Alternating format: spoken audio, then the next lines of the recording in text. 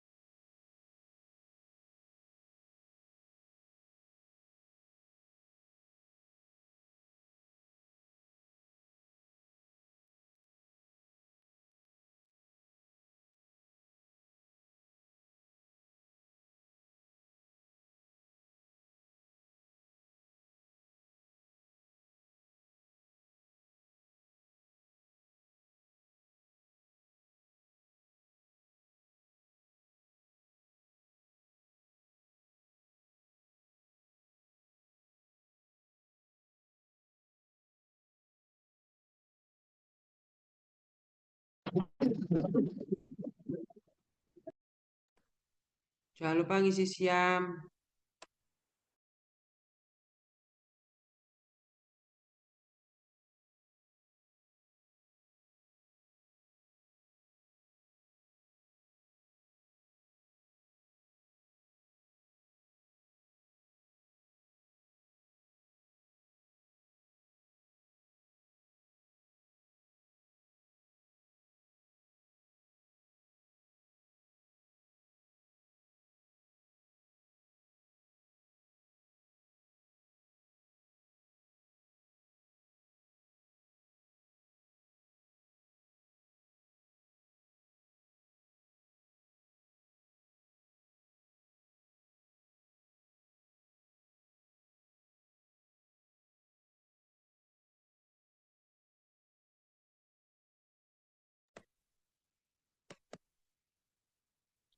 Ya, sudah jam 9.10 ya. Saya mulai aja. Ya, ini Bismillahirrahmanirrahim. Assalamualaikum warahmatullahi wabarakatuh. Halo, ada mahasiswanya? Iya. Alhamdulillahirrahmanirrahim. Hari ini kita kuliah melanjutkan Anu 1 kelas D ya, tanggal 4 Maret 2025 ya. Selamat menjalankan ibadah puasa bagi umat Islam yang serta kuliah yang menjalankan ibadah puasa ya. Saya jangan lupa ngisi siam ya. Oke. Hmm, Ujian dari Shadow ya, dari untuk dosen. Ini nanti setelah kuliah, presensi ini saya klik dan saya save ya begitu ya. Jangan lupa untuk ngisi kehadiran kuliah daring. Bukti yang saya masukkan di Shadow ini adalah sesuai dengan rekaman histori yang ada di Google Classroom ya. Admit yang masih bergabung.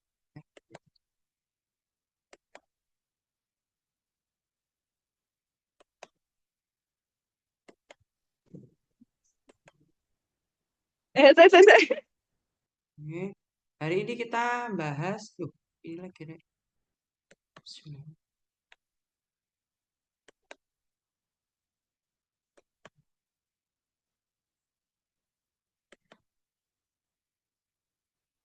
Oke ya. Hari ini kita bahas tentang inversi atom pada struktur molekul piramid atau inversi piramid. Kalau saya lihat di RPS nanti kuisnya itu terakhir ya.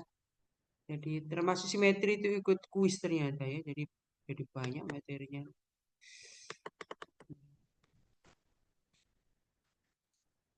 Oke, ini pelaksanaan RPS ya.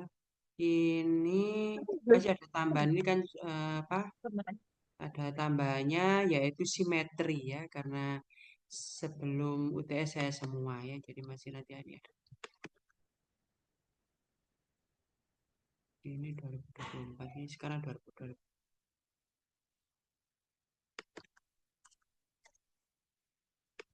Oke. Referensi yang saya gunakan ya ini oke. Kemudian dari Wislow kemudian ada ini dari Krisnan bagian dari jurnal. Ini definisi ya dari Huhe yaitu inversi atom atau inversi piramid ya. Ini adalah reaksi yang paling sederhana ya, dari suatu molekul misalnya amonia yang mengalami ya inversi atom hidrogen terhadap ya ini terhadap atom-atom nitrogen. Nah, ini yang harus kita kritisi ya dari definisinya Huhe ini ya. Jadi nggak nyambung dengan reaksi yang ada di sini. Jadi analog dengan inversi ini payung ya ketika ada angin besar. Jadi eh, ini kalau inversi atom ya, jadi dengan dicerminkan terhadap atom nitrogen, maka ini dicerminkan ke sini menjadi ke sini, ini dicerminkan ke sini menjadi ke sini, ini dicerminkan ke sini menjadi ke sini, ini tidak match ya. Nah, tetapi ini sesuai dengan yang umbrella ini. Jadi ini ke atas, ini ke atas, ini ke atas. Jadi seperti pencerminan dengan bidang simetri itu lebih sesuai gitu loh ya. Jadi oke yang penting kita ngerti gitu ya. Nah, di sini produk identik dengan reaktan. Jadi ini dengan ini itu identik ya. Oke. Nah, karena apa? Tidak ada ikatan yang dibentuk atau dipecah atau diputuskan ya di dalam proses ini. Tidak ada pemutusan ikatan atau pembentukan ikatan. Jadi ini cuma pindah atas bawah gini seperti payung itu ya kan gitu. Oke, jadi ini sejak pertama kuliah saya sudah memberikan kayak definisi apa itu tentang ikatan kimia itu juga istilahnya macam-macam ya juga ini. Jadi kita saya harapkan kita lebih toleran gitu loh ya. Jadi tidak masalah yang penting kita ngerti. Ini ya, ini adalah payung yang ke bawah, ini payung yang ke atas. Jadi ke bawah mekrok ke atas. Nah, kalau begini ini dari sini ke sini, dari sini ke sini, dari sini ke sini bukan inversi terhadap titik yang di sini. Kalau di sini inversi berarti ke sini ke sini. Yang di sini ke sini gitu loh. Yang di sini ke sini itu inversi terhadap atom nitrogen. Ini bukan, ini tuh pencerminan terhadap bidang simetri begini loh ya. Ya, jadi memang sesuai dengan yang ambil ya gitu. Oke, jadi mirror. Jadi ini ya di sini, bukan ini tuh pindah ke sini. Jadi ini ya ke sini. Ini bukan benda ke atas, tapi di sini tuh di sini. Jadi gini ya, gitu. Ini adalah mirrornya. Ini saya setuju ya.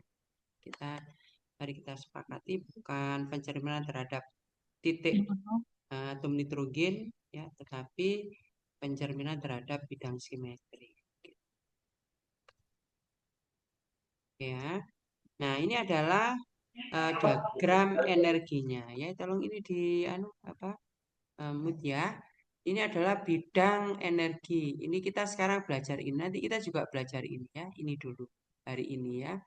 Jadi ini adalah inversi. Jadi mula-mula seperti ini menjadi begini ya.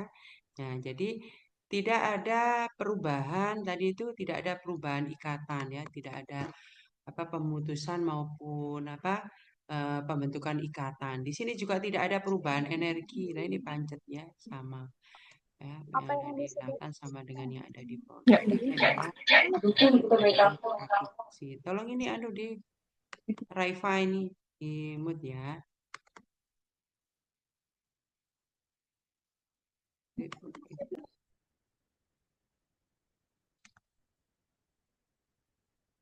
Oke ya. Sekarang faktor penyebab terjadinya inversi piramid ya, faktor. Apa penyebabnya? Jadi ada atom pusat yang memiliki LP ini sudah jelas ya, inversi piramid atau inversi atom tadi disebut juga inversi. Berarti strukturnya adalah piramid ya. Nah, atom pusatnya memiliki LP, jadi harus ada LP ya, jadi lone pair. Jadi lone pair ini mengalami osilasi atau vibrasi, dia dari satu sisi ke sisi lain ya, apa lebih tepatnya mungkin kita katakan pindah gitu ya, pindah dari satu sisi ke sisi yang lain. Inversi piramid terjadi pada tipe MX3. MX3 di sini adalah dengan struktur piramid tadi itu ya. Dengan M memiliki LP. Jadi M ini adalah atom pusatnya. X adalah substituen ya gitu. Yang kedua, tidak ada faktor pencegah terjadinya inversi ya atau faktor strain. Jadi eh, apa substituennya itu tidak memiliki struktur yang menyebabkan inversi itu tidak bisa terjadi gitu loh ya. Jadi apa mungkin ada cincin di situ yang kaku sehingga tidak bisa digerakkan atau mungkin gitu ya terkait dengan struktur dari substituennya ya.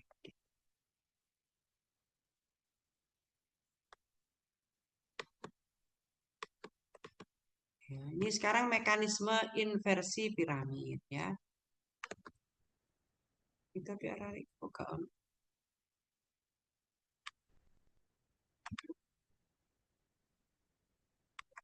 Jadi kalau ini karena mesti kok ada lambatnya nih yang gabung. Jadi mekanisme inversi piramid. Ini adalah posisi mula-mula ya, Anda perhatikan. Ini adalah lone pair-nya, ini adalah substituennya. Ya. Ini adalah apa memiliki hibridisasi pada N ini sp3 ya, pada atom N ya. Nah, kemudian kan di sini ada gaya tarik ya. Apa yang menyebabkan dia berubah dari ini menjadi keadaan transisi ini keadaan transisi ya. Ini adalah produk, ini adalah reaktan ya. Nah, lihat perhatikan ya. Jadi ini ada gaya tarik dari lone pair ini oleh inti dari atom N ya. Ada gaya tarik. Kemudian ada gaya tolak di sini ya dari BP ini terhadap apa lone pair ini. Ya, jadi ada tolakan ke sini, kemudian di sini ada gaya tarik oleh N sehingga dia menyeberang, berpindah gini. Ini adalah pada proses penyeberangannya ya, apa kalau di sini dijelaskan dia apa melalui inti ya, kemudian dia apa membentuk trigonal planar. Jadi dia membentuk trigonal planar begini, ini dinyatakan kosong berarti dia mungkin nyampe di tengah. Kemudian nah, ini karena dia habis ini ada gaya tolak begitu ya dari lone pair yang berjalan ini terhadap bonding pair sehingga bonding pair sekarang dia pindah dari yang mula-mula dia ada di kiri dia menjadi di tengah sehingga di sini substituen-substituen ini membentuk trigonal planar ya, atau di sini sekarang hibridisasi dari N ini adalah sp2 atau membentuk atau hibrid ya, hibrid sp2 ya gitu. Nah, kemudian dia terus berjalan ya. Begitu dia berjalan ke kiri, ditolakan semakin besar terhadap bonding pair ini sehingga dia pindah ke kanan. Nah, sekarang lone pair ada di kiri dan bonding pair ada di kanan ya. Jadi ini kembali lagi hibridisasinya adalah sp3 ya pada atom N ya gitu ya. Oke, mahasiswa wajib bisa menceritakan mekanisme ya. Jadi di sini yang menyebabkan dia berpindah gaya tarik dari inti dari atom N dan gaya tolak dari bonding pair ini terhadap lone pair ya. Jadi masih nyambung dengan gaya tolak pasangan elektron ya yang sudah kita pelajari ya. Nah, ini saya memberikan tiga ya, dari tiga referensi ya. Jadi ini yang pertama seperti ini ada perbedaan di sini. Yang kedua sekarang. Yang kedua ini di dituliskan bawah kemudian pindah ke atas. Ini sama ya SP3. Nah, ini yang ada perbedaan. Kalau di sini ini dinyatakan sebagai kosong, bahwa dia masih ada di tengah begini. Nah, ini dinyatakan dia sekarang mendekat ke N gitu loh. Mendekat ke N. Nah, dan ini dia mendekat ke ini ke segitiga membentuk segitiga planar ini ya. Jadi ini mendekat karena gaya tarik N dan juga ada gaya tolak. Sehingga kemudian dia ke sini terus dia mencepat ke atas begini ya. Jadi karena ini ke bawah terus ini ada gaya tolak dan ini. Kemudian ketika dia pindah ke sini ini pindah semua ke sisi yang lain gitu ya. Nah, ini yang saya kasih bintang, ini yang saya rekomendasikan. Ya, lebih jelas dibandingkan dengan ini ya, perjalanan dari pasangan lone pair ini. Nah, yang ketiga sekarang ya. Nah, ini juga ini SP3, ini SP2, ini SP3 balik lagi ya, enggak tuh. Nah, ini ditaruh di kiri sama aja atau ditaruh di bawah ya, di kiri. Nah, ini loh, dia tetap jauh begini ya. Lebih baik ini yang mendekat, berarti ini menunjukkan bahwa ada gaya tarik dari inti atom N terhadap lone pair ini. Ya. Jadi dia tetap jauh begini ya. Nah, tetapi ini berubah. Ya. Jadi, kemudian dia balik pindah tempatnya terus ini bonding pair yang ketiganya ini pindah. Begitu juga substituennya. Ya. Metode analisis inversi piramid ya. Eh, jadi kita kesulitan untuk memverifikasi adanya inversi piramid ini dengan cara pemisahan secara tradisional ya atau cara sederhana misalnya dengan pengendapan atau gitu ya jadi sederhana gitu atau kita kasih proyeksi apa begitu jadi nah yang bisa memverifikasi itu adalah dengan NMR ya. Tapi ini pun juga untuk energi barrier antara 20 sampai 100 kilojoule per mol ya itu dapat digunakan NMR ya. Oke, ini contoh pengukuran NMR dengan NH3 dengan NMR ya ini dengan perbedaan pH ya. Ini pH sekitar 7 ini tidak tampak ya karena dia sebagai eksis sebagai terutama NH3. Ingat bahwa NH3 itu adalah basa lemah kan begitu ya. Basa lemah. Nah, dan dia di dalam larutannya dominan sebagai NH3. NH3 di situ mengalami inversi piramid ya. Nah, pada pH 7 di sini dia tidak tampak ya. Nah, tetapi ketika pH-nya itu diturunkan sampai 2 berarti di situ kan banyak H+. Nah, plus itu akan menyerang basa Lewis N sehingga terbentuk NH4+. Dengan dia terbentuk NH4+ ini, dia menjadi kelihatan gitu bahwa ada tiga puncak gini Pak. Ini adalah kaitannya dengan NH, NHN. Gitu ya. Nah, ini saya perjelas ya ini dari ACS omega Ini kelihatan ini adalah Na4 positif ya. Jadi ini ditambah dengan Gd3 positif. Jadi sehingga di sini apa menghilangkan ini noise-nya ini. Nah, pengaruh inversi piramid ya terhadap sifat optik aktif dari enantiomer ya. Inversi piramid tadi kan cepat ya pindah-pindah begini ya. Jadi seperti apa umbrella tadi ya. Nah, ini menyebabkan apa? Jadi eh, sifat optik aktif tidak dapat diobservasi, tidak dapat diverifikasi meskipun strukturnya kiral ya karena strukturnya piramid walaupun dia kiral dia menjadi tidak kelihatan bahwa dia bersifat optik aktif gitu ya karena dia pindah-pindah itu ya. Nah, akibat dari inversi piramid terjadi secara cepat. Ini disebut dengan interkonversi enantiomer atau invertomer ya.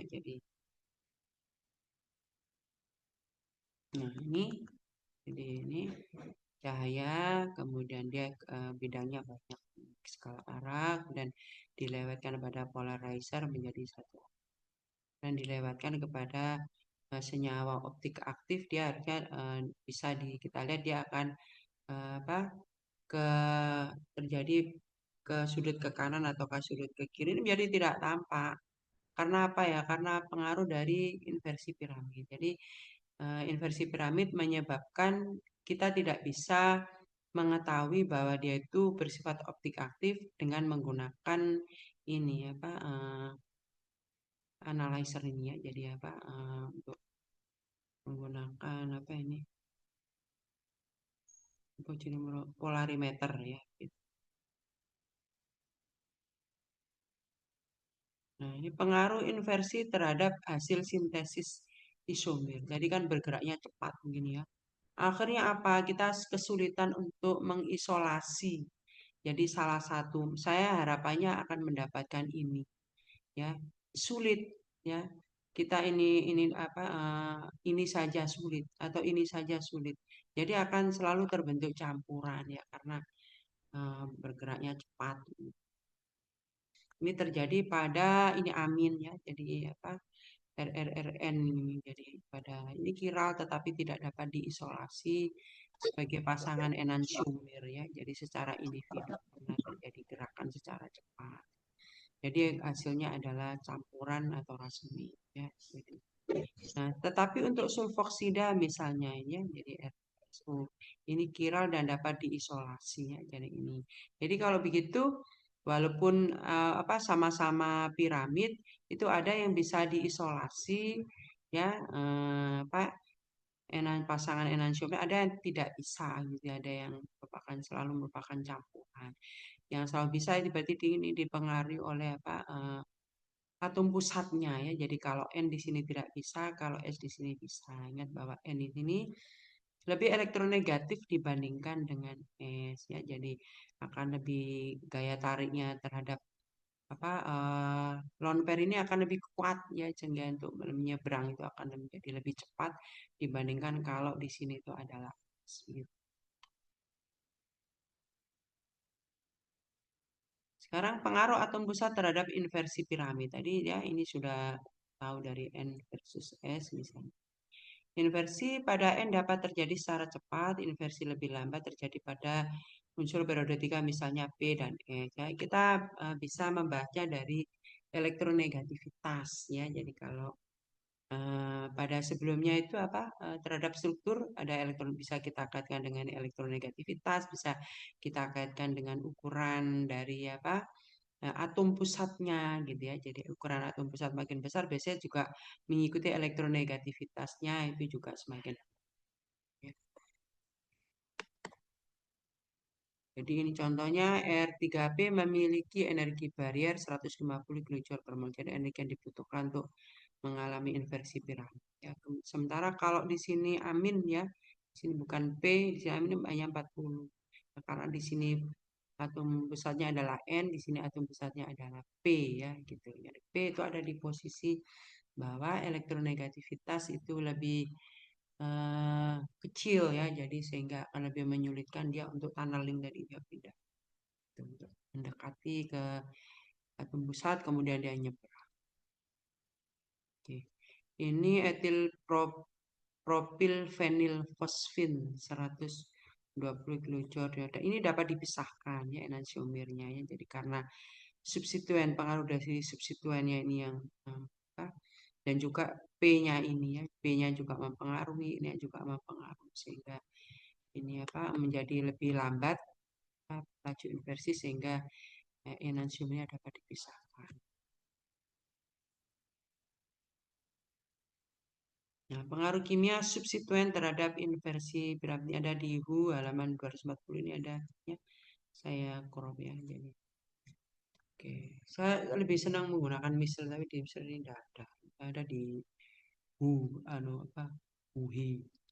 Substituen penarik ini statement dari HUHI-nya ya. Substituen penarik elektron cenderung meningkatkan energi barrier atau menyulitkan inversi ya. Sedangkan pendonor elektron dia mengatakannya pendonor kan pendorong. Pendonor tidak benar berarti ada yang dia menyumbang elektron, dia meningkatkan densitasnya, ini menurunkan energi barrier atau memudahkan inversi. Jadi substituen itu adalah X, Y, Z.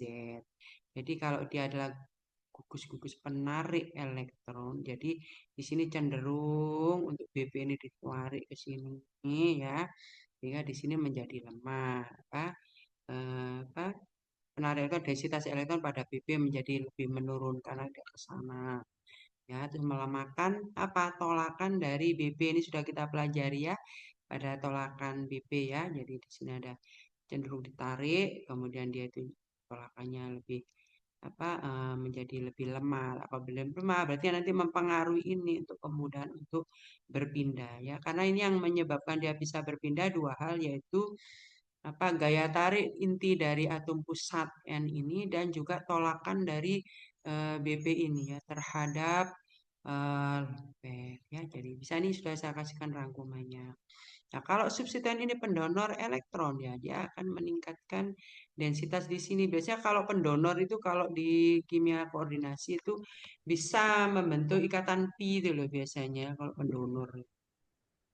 Ini kata-katanya di sini memang pendonor ya, bukan pendorong ya. Jadi di sini kalau di sini apa pendonor berarti di sini densitasnya meningkat. Kalau di sini densitas BP-nya meningkat, gaya tolaknya meningkat. Gaya tolak meningkat berarti dia akan mempengaruhi kemudahan dia untuk berpindah ya sehingga dia menurunkan energi barrier. Energi barrier energi yang dibutuhkan ya untuk mengalami inversi piramid. Jadi pengaruh kimia atau pengaruh elektronik ini. Nah, sekarang pengaruh fisik ya. Pengaruh fisik konstituen atau substituen gitu ya terhadap inversi piramid. Kita bisa pengaruh fisik itu melihat dari massa ya. Jadi massa, kalau massanya semakin berat ya dia akan sulit untuk berpindah ya. Jadi di sini kan ada tolakan tadi saya ke sini ya. Kan di sini yang bertolakan ini kan BP dengan LP. Ya. Tapi tolakan ini itu berakibat membawa ini secara fisik ya substituen ini untuk berpindah kan begitu. Nah ini kan punya massa ya. Nah kalau massanya ini semakin berat ya orangnya semakin gemuk berat ya dia sulit untuk dipindahkan daripada yang kurus kan begitu ya. Nah jadi logikanya seperti itu. Jadi massa substituen makin besar menjadi melambatkan laju inversi ya. Oke, kemudian cincin yang kaku akan menghambat inversi ya. Contohnya pada C di sini. Seperti ini kaku ya. Jadi karena itu di sini 145 energi barrier. Di sini lebih sedikit, di sini lebih sedikit lagi apa gitu ya. Oh ini sama dengan ini. Ini tapi N. Oh di sini lebih cepat karena di sini N ya. Jadi ini dengan ini lebih cepat ini karena di sini N. Ini dengan ini lebih cepat ini ya gitu. Walaupun di sini N. Kenapa ya? Karena ini substituennya atau konstituennya ini lebih kaku gitu. Ya, jadi struktur kekakuan, kemudian massa. Oke, pengaruh fisik substituen terhadap energi barrier inversi piramid. Ya, metil, propil, fenil, amin. Ya, jadi ini contohnya R sini ya. Jadi ini NH3, ini 40, ini 25 ya. Karena di sini substituennya H, sementara di substituennya ada metil, ada propil, ada fenil. Jadi secara massa dia lebih apa? Lebih berat sehingga lebih sulit untuk dipisahkan. Ini gambarnya.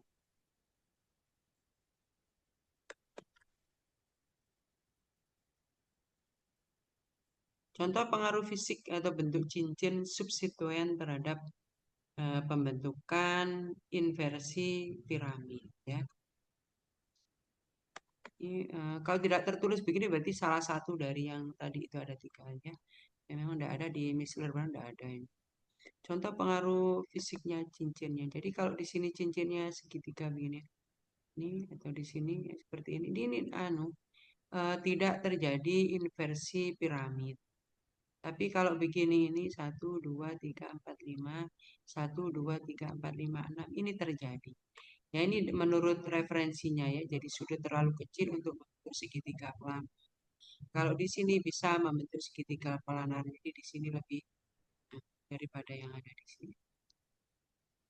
Terus kemudian yang di sini tidak mungkin berubah geometri, tidak mungkin mengalami inversi piramid. Jadi ini tidak mungkin akan terjadi inversi piramid walaupun di sini ada lone pair-nya. Ya, jadi karena keadaan seperti ini, tidak mungkin dia akan berpindah ke sini ya, karena di sini ada ini. Jadi ini bentuk cincin ya, mempengaruhi. Ya. Nah, sekarang pengaruh temperatur ya. Pengaruh temperatur. Jadi 60 derajat pas, 130 derajat pas. Berarti Iya. kalau ingat ya bahwa temperatur yang semakin tinggi dia akan menyebabkan molekul itu menjadi lebih mobil ya, sehingga dan juga mempengaruhi ikatan itu ya. Jadi sehingga eh, menjadi lebih mudah untuk bergerak begitu ya, terjadinya inversi piramid. Ini juga 115. Ini ada saya dapatkan dari kalau dari textbook aja sangat minim ya informasinya, jadi harus cari yang lain. Jadi strukturnya stabil pada temperatur normal tetapi terjadi inversi di atas 100 derajat Celcius. Jadi karena dengan temperatur yang semakin tinggi akan menyebabkan dia lebih mobilnya, jadi lebih mudah bervibrasi dan akhirnya dia terjadi inversi. Oke ya. Nah, sekarang pengaruh substituen terhadap energi barrier inversi piramid. Ini ada di jurnal ya, The Pharmachemica ya 2014. Ya, jadi ini adalah struktur yang dipelajari. Nah, Anda lihat bahwa Anda melihat di sini ada segitiga planar di sini ya. Nah, orang ini melihat inversi barrier ya dengan ini diganti-ganti. X-nya ini diganti-ganti dari H menjadi F, UH, CH3 dan seterusnya.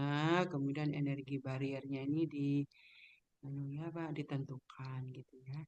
Nah, ini ada 4 macam ya yang dikelompokkan di sini bahwa substituen ini membentuk ikatan hidrogen. Ada lagi substituen bersifat penarik elektron. Nah, di sini substituen pendorong elektron. Jadi bukan pendonor tapi pendorong. Ini ingat yang di kimia organik ya, ada pelajaran terkait dengan substituen pada aromatis itu ada yang penarik elektron dan ada yang pendorong elektron itu ya. Dan kemudian substituen yang sterik. Jadi saya kelompokkan ada 4 macam ya. Oke. Ya. Nah,